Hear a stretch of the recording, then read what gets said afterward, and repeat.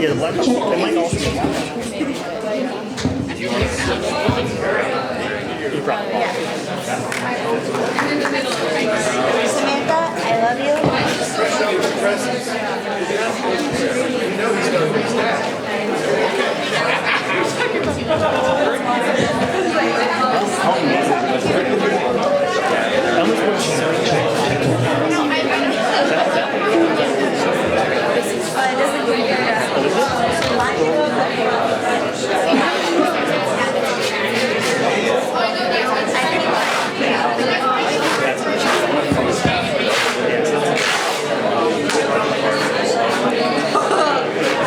It's like that, and it's Phil Collins. I just can't.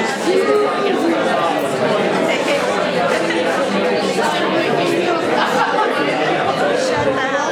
What?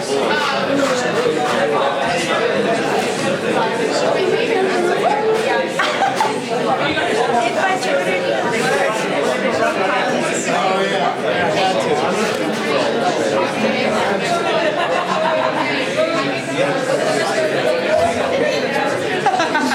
Literally a different. I turned them off earlier. They just ran out of stuff. You don't want to show the options. It's covered by that. Yeah.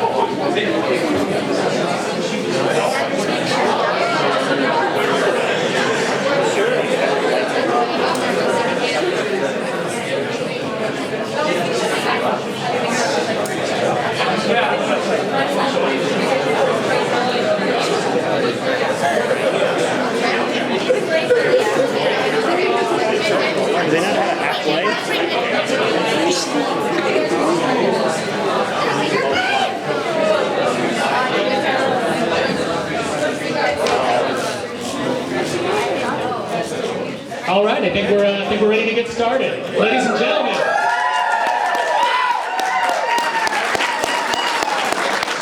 Thank you so much for coming to the Darkwing Duck reunion panel. My name is Aaron Sparrow. I wrote the Darkwing Duck comic books for Boom Studios and for Joe Books. And it is my pleasure to introduce our amazing panel to you. This is setting up this beautiful painting here. Is Darkwing Duck creator Tad Stones.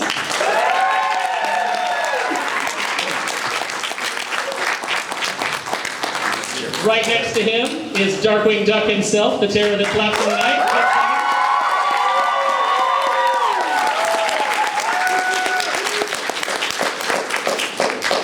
Making his first appearance at any one of the panels that I have moderated, Launchpad McQuack.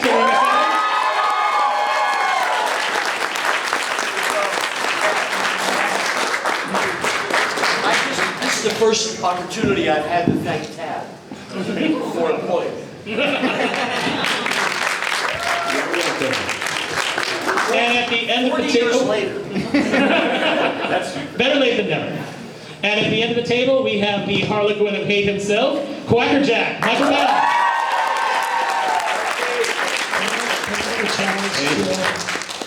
What time is it? Child's chair that can set me up higher. I'm very short-waisted now that I'm in my 80s. Okay, guess I can't see beyond this first row, so you're always going to have to raise your hand when you get to ask questions. And when we do take questions from the audience, just so you guys know, I will repeat the questions so that we can make sure that everybody can hear it. And let's get started. Okay, first, I guess my And no recording. Unless you're recording. Okay, so my first question that I'm going to throw out here is for Jim. Jim, I believe, if I'm not mistaken, Darkwing was one of the first voices, if not the first voice, where you weren't doing a voice match that you got to come in and create for yourself. Well, probably not because I was on Dumbo Circus, but almost. Because I had like about 100 there, but he was in the top 100. No, he's in the top one. I mean, if you really, I mean, as far as the guys I love, I mean, he's one of my all-time favorites, without hands down. You know, there's no question. But yeah, it was a lot of fun, and people said, "Well, how do you do it?" And well, you have people like Tad Stone saying, "Quit doing it wrong," and then Darkwing's dad. And then Darkwing's mom would be Ginny McSwain, and she'd say, "Do it right." And so then those are sage. Ginny played the mother? No, well, I always said she was, because right. she just was a voice director. All right. And you know, you kind of molded. He wasn't the biggest guy in the world, so he didn't have to sound, you know, this. And he wasn't the smallest guy, but he was the most sarcastic, insecure, and you know, kind of pompous and daring, and inside he was a good guy. He cared. He had a lot of heart, and you know, you mold all that together, and you get the terror that flaps in the night. That's what happens. So there you have it. I have to say that more than any other time, I mean, I just had a convention in Russia where obviously it's a whole different voice, but Jim was part of the creation of Darkwing in a unique way, in that Jeannie McSwain did give him feedback when he did something that she felt was unique. She would remind him, "Oh no, don't do it that way." I mean, he'd do a reaction. She'd say, "Do that flattened sound like you did." And some of those things, yep, you know, that stuff all became trademarks, because early on she fed it back to Jim. So she would help build that character. So that was part of the creation of the Duck, who then, you know, went around the world and other people doing the voices, but they always had that personality to match. The only other person who I think was so close to the character was Chrissy Cavanaugh, but we didn't write to her. I mean, after we started hearing Jim, we could write to his Darkwing. But Chrissy was more like, you can write the straightest line in the world, and she is going to find some bizarre way to say it as Gosselin. And she was fantastic, so she built the character that way. God bless her. Terry, obviously you were on DuckTales before Darkwing, playing Launchpad. Yeah. Okay, wait a minute. This is the test. This is the test. Are you ready for the test? DuckTales. Okay, you passed. Yeah. There's a thing on YouTube, a lot of stuff about DuckTales. One of them is a young group of, it's a jazz singer, a girl and her friend, and they do a jazz version. It's like, DuckTales. Woo. Have you seen it? It's unbelievable. Great thing. Thank you very much. So when you came in to audition for Launchpad, do you remember what kind of like direction were you given? Were you just given a picture of the character? Like what went into you creating that voice? This is a day in the life that you're never going to forget. I mean, for me, a place, I don't know if it's still there. I've been gone so long. Bob Lloyd. Voice caster. And I was new in town, and I lived in West LA, and had to drive all the way over to Burbank in traffic. And I was sent by my agent to audition for something. And I get there, and it was an awful day. It was raining, and it took 2 hours to go 12 miles. And I finally get there, not in the best of mood, and I get my script, and it says, "Try them, you'll like them," or something like that. Just really short, really inane, nothing. And I said, "That's it, okay." And as I'm leaving, I see this stack and it says Disney. So I walk over, and if you're going to become an actor, one of the things you want to develop is the skill to read upside down. It's really important, because they can walk by a script like you're not really interested and go, wait a minute. And that's what happened, because I saw the character Launchpad, and it said, we're looking for a cross between John Ratzenberger and Jack Burns. And I knew them. I mean, I knew who they were. I was back there at the place where you picked me up. And I said, I can do this. And I called Bob Colvin, and my agent, and I said, I have to do this. He said, Terry, you're new in town, once you get to know people, you'll get put on the list. I said, no, you don't understand. I can do this. Right out the door. It's perfect. It's perfect for me. Terry, would you? I said, look, Bob, either you get me on the list or I'll hold my breath. I'll die right here on the lawn. And I annoyed him so much, he called Bob Lloyd, and who was nice enough to say, okay, we'll read it. And you guys liked it. The rest is mystery. Jim Magon is in the room, who is one of the, there he is. Where? Jim Magon. Oh! Jim was one of the key people in creating DuckTales, and I remember the other, I guess they didn't put it on the copy, the other element was Kurt Russell in Big Trouble in Little China. Woo! There's a scene where he That was comes one of into Launchpad's descriptions? Yeah, because when he came into the room, in one of the big climaxes, with a machine gun, fires it in the air and immediately gets knocked out by the falling plaster. And Jim was saying, that's Launchpad. That's Launchpad, yeah. Yeah, the doofus was not the dumb man of action. Doofus. Anyway, that's what happened, and it was just the greatest thing in the world. And the other thing I'll say about it, this sounds a little self-aggrandizing, but it's really important to know that you got to speak up for yourself. You really have to. And if you know that you're not only in the ballpark, but you know you can nail it, then don't shy away from it. Call somebody and say, I can do this. And maybe they'll let you.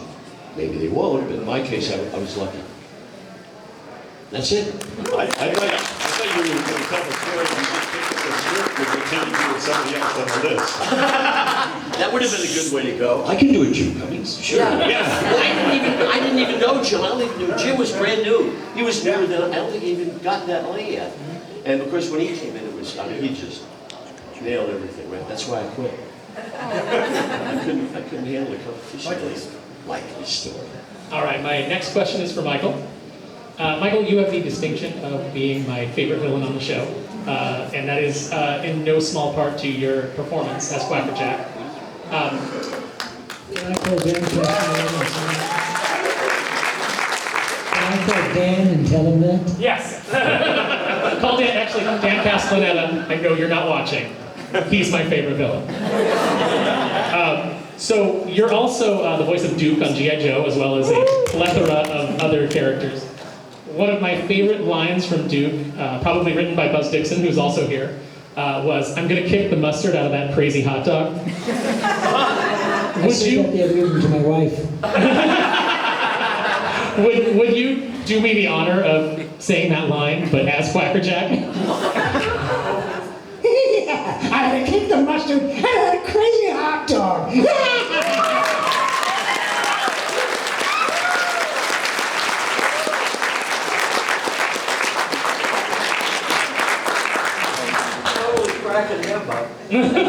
It's very funny because because I think I'm the oldest one on the panel here. No, I'm far older. I just I moisturize a have to lot. count the rings. Actually, when they doled out the voices, and Jenny McSwain, who was directing, was a wonderful director, said, okay, you realize what you don't know is when you get a script and the characters are lined up, the first person who is in the script gets to do their voice, their character first. And Dan Castellaneta was before me. And he did that Kirk Douglas kind of thing where he did that, that character said, that's what I had planned to do. So I had to think very fast when the script came around to me, where am I going to go with that? Yes. That's what I planned to do. Can you imagine somebody gets up and does the voice just the what I was going to do. And so I wound up going, yeah, you know, making him big and kind of jokery. And I thought, well, okay, judging by that, I have nothing else. I mean, I just have to imitate Jim, you know, I have to just improvise as we go along. And thankfully that was accepted, and it was great fun, because what you have to understand is we did so much stuff, but every now and then you get a script like Darkwing that really is rich and full, that you can riff, that you can play with, that is the writing, and then you get this lovely director, and you get the physicality of it, and you get the drawings, the artwork. It all came together. It was a perfect storm. It really was, in a good way for all of us. It was, yeah, exactly. Can I say something really quick about Michael? When I first moved to California, I had a job at a radio station in San Francisco, and I remember sitting in this little booth, and you know, you're playing music, talking to people, doing the news, and then commercials. And the very first time I remember hearing this commercial, I stopped what I was doing. Shut up, what is this? What is this? And it was Oh yeah, You can tell he's a voice actor because he's used to having the microphone hanging. He has absolutely no mic technique. the rest. Let's get the rectal mic here first. No, but what was the root beer you did? Mug Fashion. Not old fashioned. And he played the animal trainer. Can you do like a line of that? This is your gorilla training lesson for today. Today we're going to learn to train a gorilla, and I do a hold the gorilla, grab him by the back of the neck, and you hold him around the waist and you kiss him in the mouth. Unless you'd rather have a glass of Mug Old Fashioned. And everybody had to shut up in my studio. Say, shut up, what is this? And then I finally found out who you were. And then I got to meet you and know you. But how about doing your favorite, the biggest, your big one? Butter. Yes. You know, what's interesting is, I won an award that year, which was some major award or something, and they said, you won this award for Best Announcer of the Year, but you shared it with Orson Welles and some other really great names, and I can imagine them, and Robert Morley and Max von Sydow, you all won together, and I can imagine them calling each other and saying, who the frig is Michael Bell? Then they'd say, oh, he's the parquet guy. I know him. You know what was it? Orson probably would have known that. We know a remote farm in Lincolnshire. Every July, peas grow there. We're not even on a can of peas yet. What? What do you say? I would direct any living actor in Shakespeare like this. It's like one of those outtakes that goes around, you know, in our community, and that one was one of the biggest ones forever. And if ever you run into Maurice LaMarche, you cannot stop him from doing that. Hello, Mauro, how are you? Yes, always. I'm always past that. So, yes. Yeah. And Maurice did a brilliant thing, because he took Orson Welles' voice, and actually, that show, help me. Pinky and the Brain. Yeah, Pinky and the Brain was actually based on the outtakes. That tape was so popular with the animators. They did one. We did one that was just that. It was the outtakes. It was called Yes Always. Whenever you see Animaniacs and you don't know what the heck is going on, it's because it was basically the whole outtake. And I always wish that they could have done one with William Shatner. Because he had a few too. It was amazing. It was, what was it? No, you say sabotage. I say sabotage, you say sabotage. Oh, yes, Bill, whatever. Did you ever see him on, I think it was the Ed Sullivan Show, he did Rocket Man? Did you see that? Yes. That's so wonderful. If you're ever worried about embarrassing yourself, watch that performance. What was incredibly fun for us is, and it's very rare today just for technical reasons, but we always tried to have all the actors in the room at the same time. Right. So they could play off of each other and all of that. And I've only got one, and I put it online a while ago, one badly lit videotape, but it was the rehearsal for Just Us Justice Ducks. So I had all the villains, all the heroes, and all that. So it's a rehearsal. But I really miss that. I mean, they get brilliant stuff today, and even in Hercules, when we were doing that, you just couldn't get people in the room together. But having these guys not just do your script like a radio show, but while you're discussing takes, it's the ad-libs and the outtakes and the jokes and the way they try to amuse themselves. Frank Welker would sometimes just play an elevator. Y'all know who Welker is? Yeah. Oh yeah. Oh, you all know Welker. Yeah. Welker, very, very funny. I was doing a show with Welker, and in it for Hanna-Barbera, and in it I had to talk underwater. And he was. Oh yeah. I said, okay, I'll give this a shot, and I had a glass of water, and I put it in my mouth, and I started to drink it, and it's going. Okay, I can do this. Okay, hold on a second.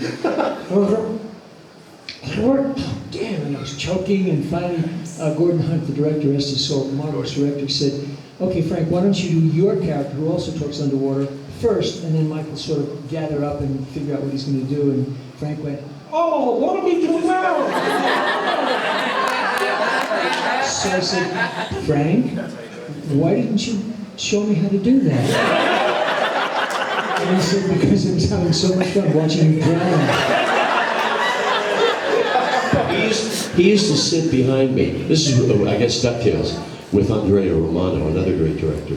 And he would sit behind me, like two school kids. And he knew this would dissolve me every time. And we get in place, we had this, like I was saying, you know, we had the music stand and the little green light and everything.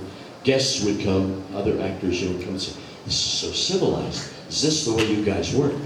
But Welker would sit behind me, and he'd wait for just the right moment. And he did Gregory Peck. I can't do it, but I'll try. And he would sit behind me and go, Terry? And I was on the floor, that's all he had to do. Terry? And Andrea would always say, I'm going to separate you two. You can't. Frank Welker. Oh, yeah. So Terry, Curious George, too. Terry, I heard a rumor, I don't know if this is true. I heard that you are the voice of the Stormtrooper that in Star Wars, that the main Stormtrooper, the most famous Stormtrooper line. Yeah, I'm even peddling that at the table. Is there a chance we could get you to do the line?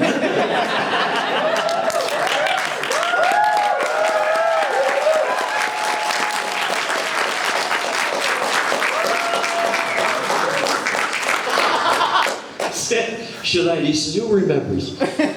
Real quick story. I did 2 films working. So no, I guess not. THX 1138 I worked on, and I worked on American Graffiti. Oh. And George's buddy, also his sister, called and said, THX 1138. That's right. That's right. No, his first film was remarkable. And anyway, she said, can you get some voice actors? I live nearby. And she said, we need some voice actors over here tonight. And I said, okay. So I called a couple of buddies, and we showed up in this little screening room on top of the hill there. And we said, hey, George. And he was just George. This little guy, you know. Hey, George, how you doing, pal? He wasn't God yet. and we walked in, and we're milling around looking at the screening room. Very nice. What do you want us to do? And we got scripts. Everybody got scripts put in front of them. And we looked at them going, stop them, there they go. Blast them. And he's, wait, what is this? And the only thing he would show us was the Death Star exploding. And that was it. He never spoke. We just absolutely never talked. You guys are in that. Yeah, you guys are in that. No context, just here's a big ball in space exploding. Anyway, Ben Burke, the great sound man, had his Nagra, and he went around to all 5 of us, and we all recorded the same lines, just randomly, you know? And 2 years later, I'm in Westwood, sitting with a friend, and it comes up on the screen. I almost wet my pants. You know why? Why? Because you didn't get any residuals. I know, because I did Star Wars, and I didn't get any residuals. What did you do in Star Wars? This is not an idle concern of Michael Bell's. No, I think It just stays with me. yes. Yeah, I did Commander Willard. Oh, okay. He had me dub that because he brought me in. I didn't know who he was that much, and again it was George. Okay, great, because we did this all the time. You came in, you dubbed, you did Walla, you know, you just would do it. You were working. It was a work day, and he said, "I'm going to show you the dailies to give you an idea." And I see this kid with a flashlight, and Harrison Ford, I didn't know, with a flashlight. And they're doing all this on it, and they're doing, and of course there was none of that was it. It was just this flashlight. I said, "What the hell is that?" And he says, "Well, we have stuff we fill in afterwards." I said, "Oh, okay." And then I see another scene, and then I see one with Alec Guinness, and I said, "Wow, you have Alec Guinness! Wow, that's great." But I noticed everybody was English except for those two characters. And then finally he said, "I want you to dub this character, and then dub this character, and then whatever." And I wound up doing it. And I said, "Well, why did you have me do that?" And he said, "Because they're all English." I said, "Well, you shot this in Britain. What did you expect?" And he said, "Well, you know, just if you will." And I said, "Great." And I filled it in. And then years later, I'm with some friends on Hollywood Boulevard, and we were out on to Grauman's Chinese. I said, "Want to go see Star Wars?" And I said, "Nah." I said, "That's nothing." And he said, "No, let's all go." I said, "Nah." I said, "Oh, come on." So I went, and we opened, and we got and they said, "You're in this?" I said, "Yeah, I'm somewhere in here." And the whole thing, well, I was wrapped. I mean, obviously, like everybody else, it was like, "Oh my God, that was fantastic." And they said, "What part did you play?" I said, "Who cares? Oh my God, that was great." Years later, it's this enormous success, and I go, I wonder what my contract is. What contract? What contract? I mean, I had it, except it was 10 years later, 11 years later, and everything went to the shredders and gone, and I couldn't. So, you know, I could probably bought this building. Before I get accused of turning this into a Star Wars panel, Michael, would you be willing to give us Quacker Jack's famous catchphrase? It's party time!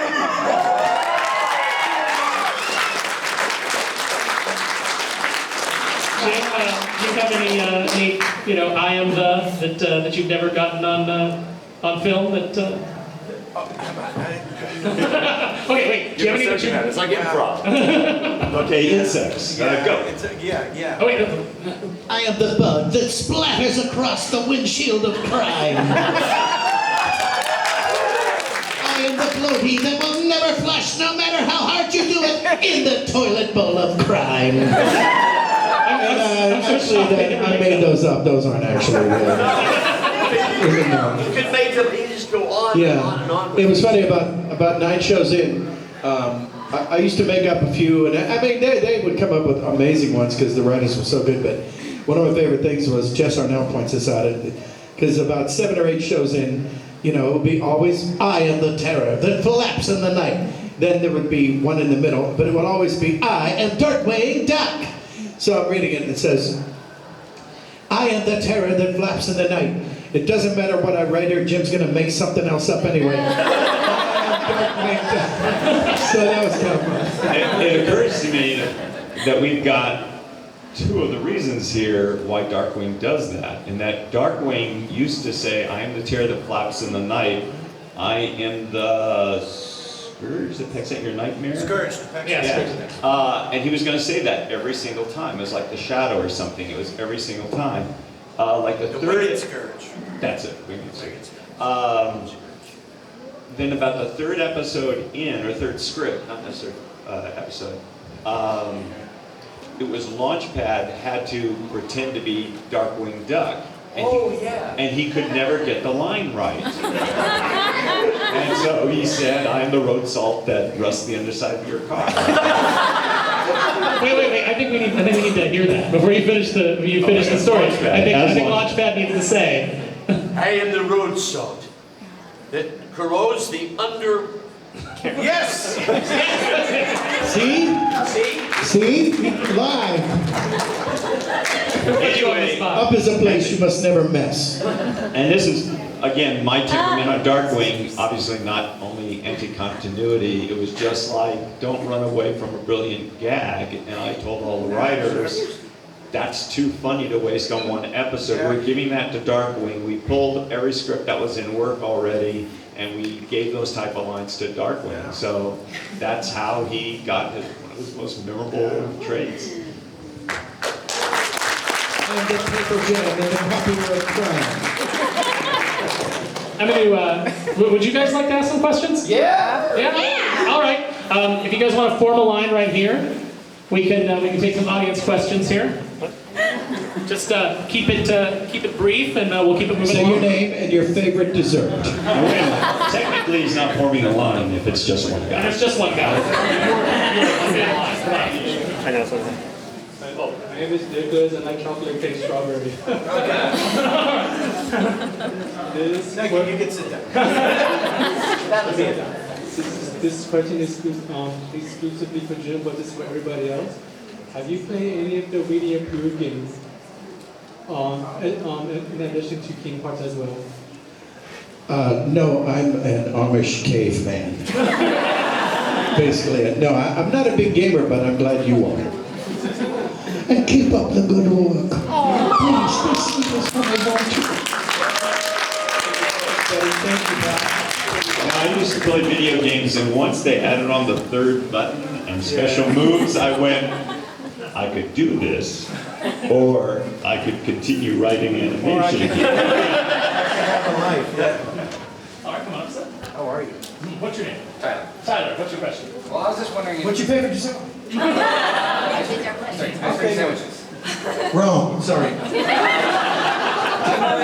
Darkwing Duck is going to be coming to Disney Plus. The original show definitely is, because if you look real fast when they showed these are the shows that are going to be on Disney, it doesn't get an early spot, but unless you go into a seizure of some sort, when they're really flipping through them fast, you'll actually see them. Follow-up question, will Michael get residuals? He'll get as many residuals as Jim Megan and I got for writing all that animation. Oh! Which is buckets, yeah. Yeah, what kind of... Hi, what's your name? My name is Natalie. Natalie, what's your question? My question is, will Darkwing Dare ever attack Lord Bachman from OK KLSB Hero?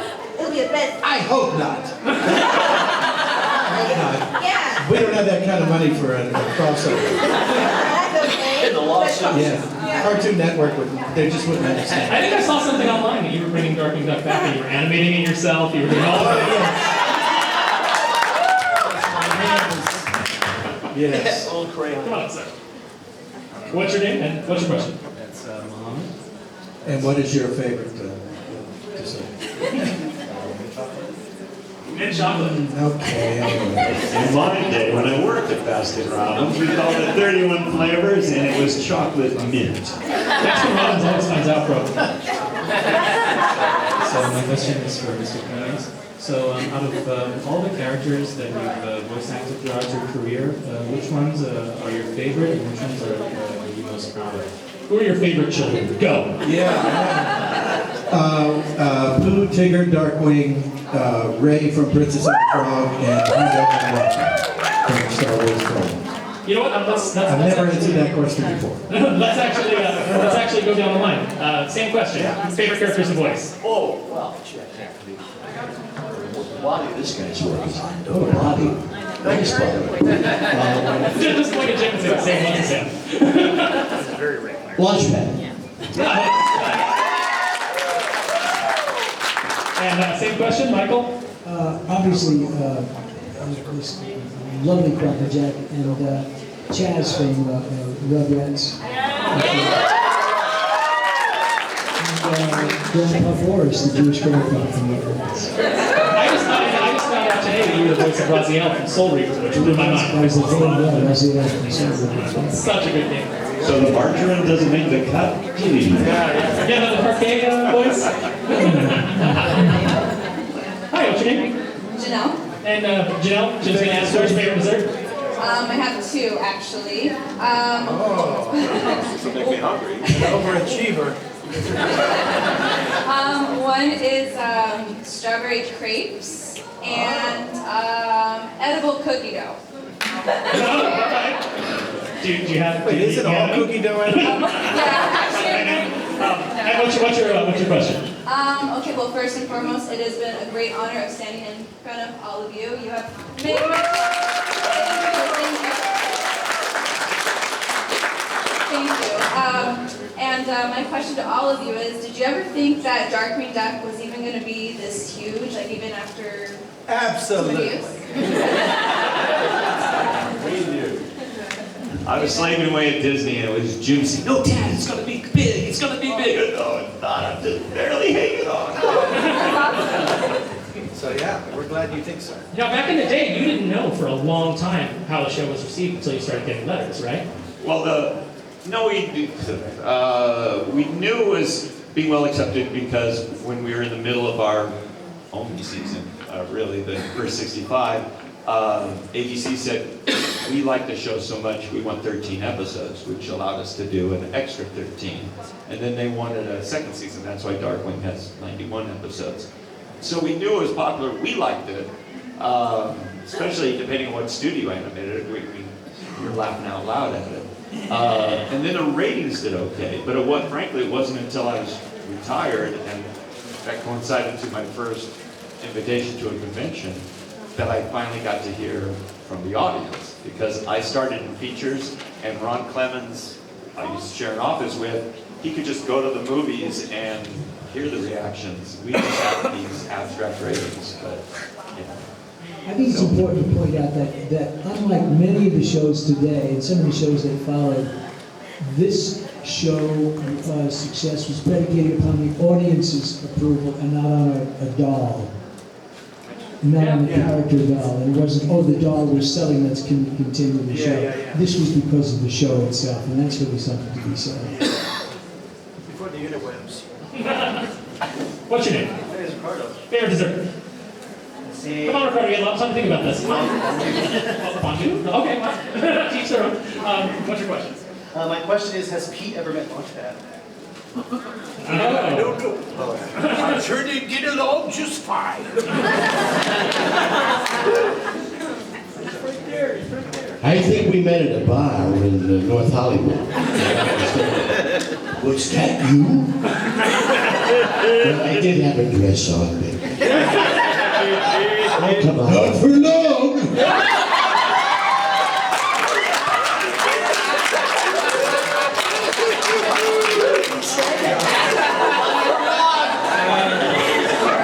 You know you will. I'm not quick thing I just showed Sparrow over here.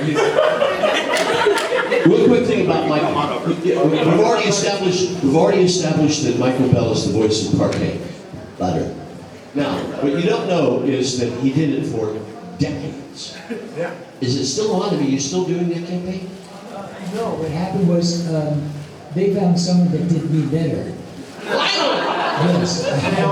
So then I had to audition for my own career. They said, no, you're wrong. This actually happens. Yes, one time Casey Kasem showed up at an audition, and the guy in the booth said, 25 auditions. He says, we're looking for a Casey Kasem type. Casey said, I am Casey Kasem. And the guy froze and he said, well, thank you anyway, Mr. Kasem. Well, listen, but the thing with Mikey was every, I guess, year or 2 years or something, his contract allegedly was coming up. Every male voice actor from Los Angeles to New York And a couple of women. are sitting at home going, butter. Butter. And then their families walk in and say, what's the matter with you?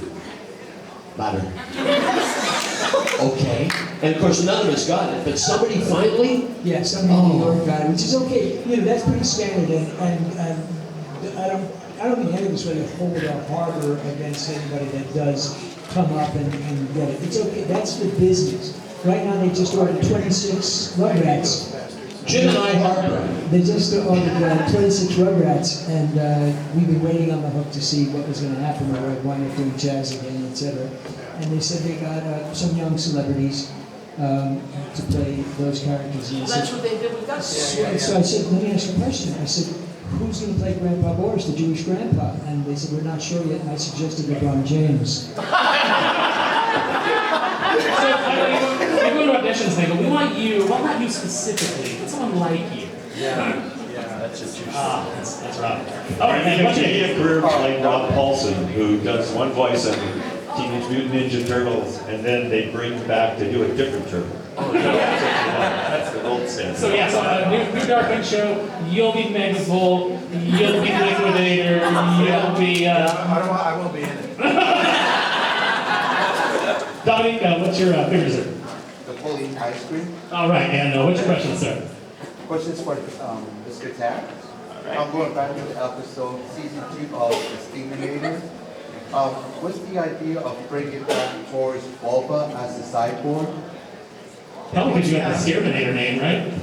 Yeah, basically a lot of those were, in fact, again, I was just in Russia, and they said, why did you name him?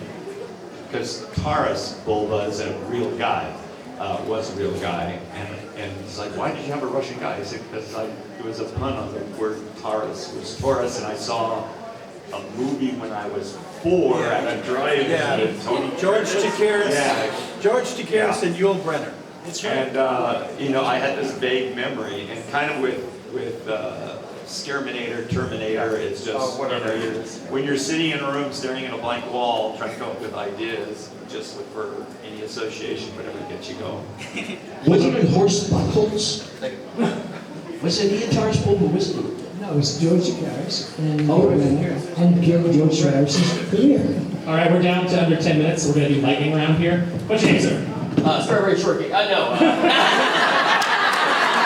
You smelled the Really quick, the question I had for everyone, it was if you had a line that got censored by Disney that they wouldn't let you do. Just something in general. You trying to get me a C&D to me? I'm trying to have a special show here. I'll be all day. You know, one little bit, one line that we wanted to do in Aladdin, and I mean, every once in a while, we would have meetings with Disney lawyers or different parts of the company to just so you understand things. And we had huge meetings in detail about what's parody, what's satire, what you can legally do. Because meanwhile, over at Tiny Toons Animaniacs, they were doing all sorts of Disney, you know, pastiches and that. Some of them written by guys who had worked with us at Disney. I was in a show that mocked me. Anyway, the line, but what would happen is, so we would follow the rules, and at the end of the day, the lawyers would just say no anyway, because they just felt like, if I say no, I don't get in trouble. If I say yes, and somebody has an objection, I get in trouble. And that's, so it was very frustrating, because it was just a quick line by Dan Castellaneta as the genie, where, I forget what surrounding stuff, but he suddenly hunched up his shoulders, his ears got really tall, the background went red, he's like, I'm Batman. And they wouldn't let us do it. I said, but look at this, look at this. They just didn't hear it. I can't believe you guys got that guy with Megabolt saying that guy's always breaking my bulbs. I can't believe you guys got that. Wow. You know, I had one that it was like the second season, and ABC called up, and they probably called Ted or somebody else there. And now, when he pulls out that gun, and he's getting ready to shoot it, what does he say? Suck gas, evildoer. And they go, please tell Jim to hit the G. We did get a couple letters from moms. Just saying. Just saying. Sir, what's your name, favorite dessert, and your question? Sure. I'm Will Hazza. My favorite dessert is Dippin' Dots. They're from the future. And this is a voice acting question. When you're handed a piece of copy, what are the biggest factors that go into how you decide to portray that character, finding their voice? Do you ever actually read the little breakdown, or you just look at the picture and go for it? Well, according to Michael, it's like just making sure that Frank doesn't go first. That Dan doesn't go first, right? Read the breakdown. They give you the whole history. I mean, his mother, the parentage, the father came from Sweden. Who cares? If I can see a drawing, possibly that helps. Obviously, it's just the basic temperament of the character, and then you pull it out of your bag because you plagiarize. Don't shade your eyes. That's why God made your eyes.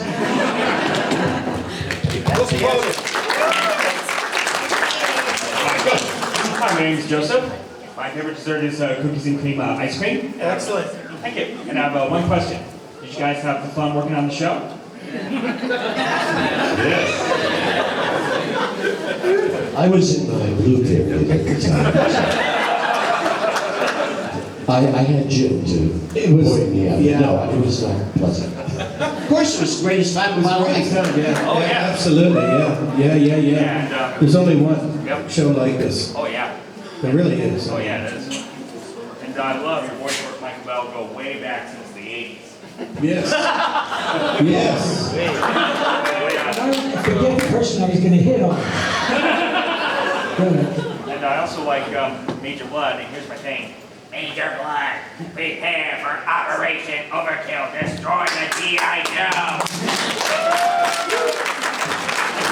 Well, that's a wrap for you, Michael. Go for it, sir. Way back since the 80s. Banana cream pie with Betty Crocker pie crust sticks. My question is for all of you, including Tad. Films, television, classic actors who influence you to this day. Where's those films? Classic films, TV actors that influence you to this day in your performances. Maybe just pick one. Canteen Plus. Gosh, Lawrence Harvey. There's a lot of Googling going on right now. Jackie Gleason. I don't know. Ava Gleason. Yeah, obviously. Frank Sinatra. Sammy Bay. I don't know. What do you think? Okay, you mentioned Jackie Gleason in one of it. Carl Reiner and Mel Brooks. Absolutely. The truth, if you youngsters haven't heard the 2,000-year-old man, you're not aware of the original blueprint for American comedy. It came along about the middle of the 20th century. From that moment on, everything was derivative of Carl Reiner and Mel Brooks. Thank you. For me, it was Cary Grant. Yeah, I thought he was just quintessential. I remember watching and listening to what he was doing, and I didn't think anybody ever matched him, and he still haven't. Thank you, sir. Your name? Favorite dessert? Potato ice cream. All right, and what's your question? For everyone, who would you say were the characters that worked off each other the best in your opinion? Characters in our show? Yes, characters in your opinion. Launch in Darkwing. Another huge fan favorite is Megabolt and Quackerjack. Yeah. Whenever they team those two. Absolutely. I always wanted to see Steel be put more villains. That's just me. Fair enough. How about your pie? Thank you so much.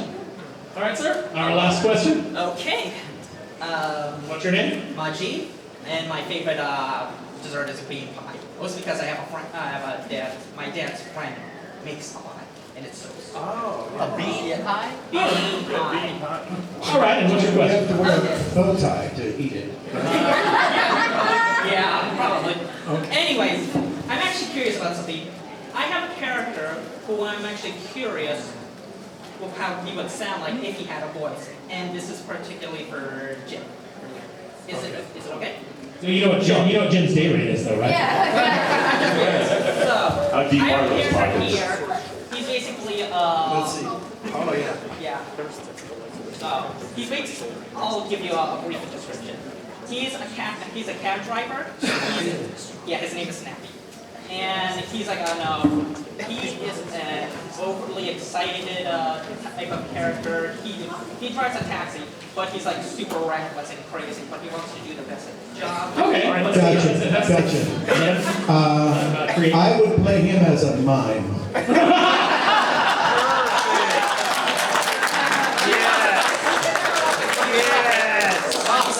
Color me crazy, but it's just crazy enough to work. He'd be signing his little guts out. Look, he's signing now. He's saying, get out of here. No, I don't know, I guess I would do it sort of like this. Sort of like a bad impression of a bad impression. All right, that is all the time we have. Thank you. For those of you machines. You can follow Tad at Tad Stones. You can follow Jim at Jim Cummings Acme. Michael, are you on? Michael, you're on. You're Michael Bell VO. MichaelBellVoices.com. Yes, that's your website. And Terry, are you on? Terry McDuck Instagram. On Instagram, yes, Terry McDuck. And then before we go, is there any charitable organizations that you guys work with that you want to put the word out for? I raise funds for Angel Hands for the homeless and their pets. H-A-N-Z. Angel Hands, H-A-N-Z, for the homeless and their pets in Los Angeles. Excellent, check that out. I know that Tad does work with Autism Speaks. Yeah, and then at Christmas time, I already did my auction, but if you look up Combat Christmas on GoFundMe, you'll see there we put on a Christmas show for homeless families. We basically feed them, give them supplies, and they get to interact with all sorts of cosplayers and the like. If you check out Jim's social media, he Alzheimer's Association, yeah. Let's get rid of that, shall we? Yeah, Jim, for your birthday, yeah, you had donations to help Alzheimer's. All right. God bless you all. Thank you so much. Salvation Army. Everybody is signing outside, so please go and see them.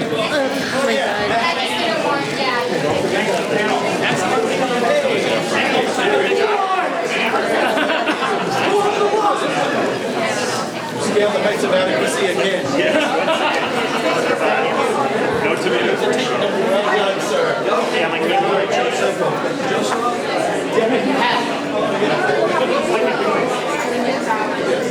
Yeah. Oh, yeah, I was on there for years. I can't suppose it. Hey. Yeah, no, I was Oh, sure. Absolutely, man. Thank you for coming out. Appreciate it.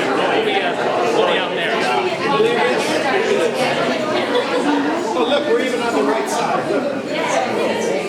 Oh, my God, look at that. Sure, this stuff. It's good to band it. Here we go. All right.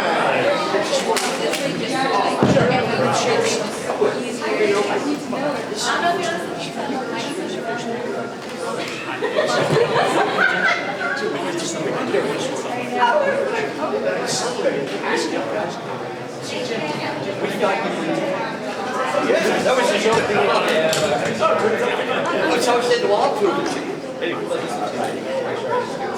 Hi guys, if you have any questions, they will be back on the table. We have another chapter starting. Thank you so much. Terry? Yeah, what?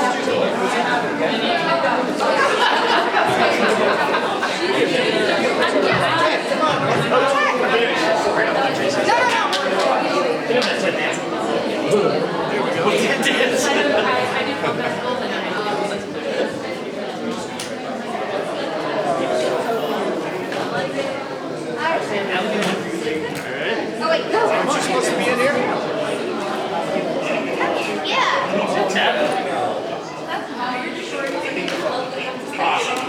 Alright. Bravo. We're doing the Let's do it back here. Guys. We're going to be at our tables, right? Yeah, come on. Let's get Terry, come back here.